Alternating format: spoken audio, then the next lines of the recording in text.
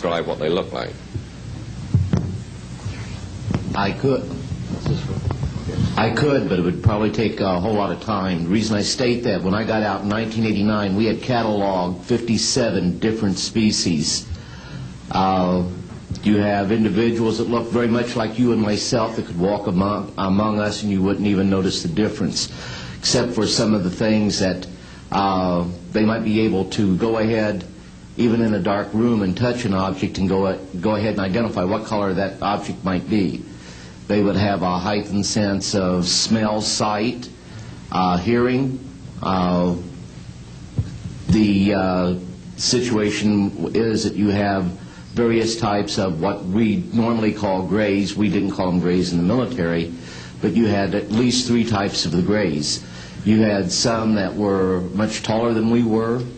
The unique thing that I'd like to point out for the most part is that the entities that we did catalog were in fact humanoid. Now this created a situation where the scientific community was trying to figure out why that would be the case, because you would expect that if life evolved on other planets, that they would take on some type of other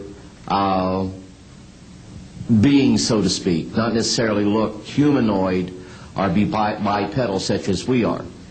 But apparently we got quite a few of the species out there that are humanoid in appearance, and that creates a question that yet has to be answered by science. Yes, and as I call on you, please state the news agency that you were with. Yes, ma'am. Deanne Davis with United Press International. Could you please address the vehicle that there was a drawing displayed of? Why would this vehicle be on display at an air show?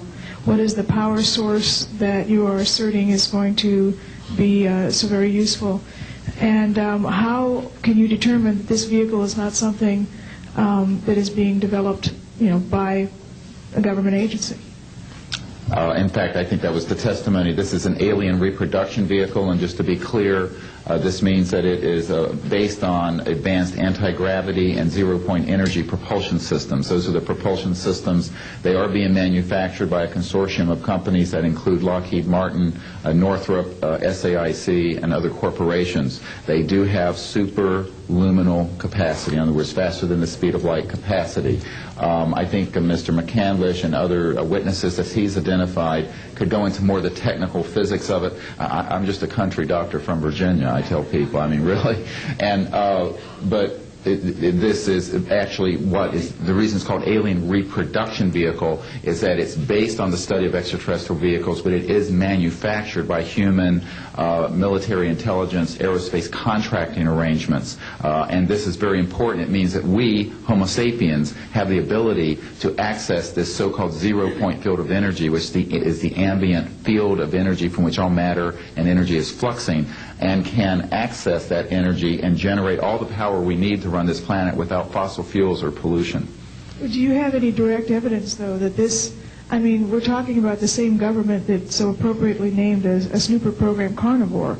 So just because it's named the alien reproduction vehicle, considering the history and the questions that have been existing for such a long time about flying saucers, I mean, do you know, is there any direct reason to believe that this is actually derived from technology?